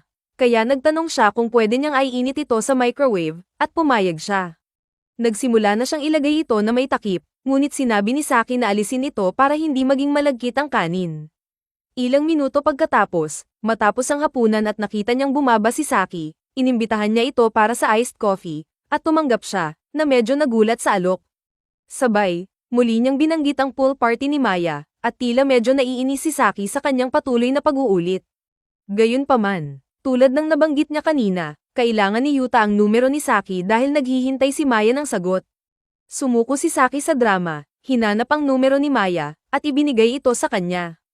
Inamin ni Yuta na hindi niya ito ginagawa dahil gusto niyang pumunta sa pool, sa katunayan, gusto lang niyang magsaya si Saki. Akala niya baka magalit si Saki kung sabihin niyang gusto niyang pumunta sa pool, ngunit hindi talaga naintindihan ni Saki kung ano ang gusto niyang sabihin. Inamin ni Yuta na nakipag-usap siya sa kanyang ina. At sinabi ni Ekiko na ayaw ni Saki sa init pero mahal niya ang mga pool mula pa noong bata siya. Ipinaliwanag ni Saki na ganoon ang nararamdaman niya noong bata pa siya, nagiging mas nakahiya habang lumilipat ang usapan sa direksyong ito. Nagdesisyon si Yuta na banggitin na tila iba siya kapag pinag-uusapan si Maya, tulad ng nang gumawa sila ng sweet and sour pork.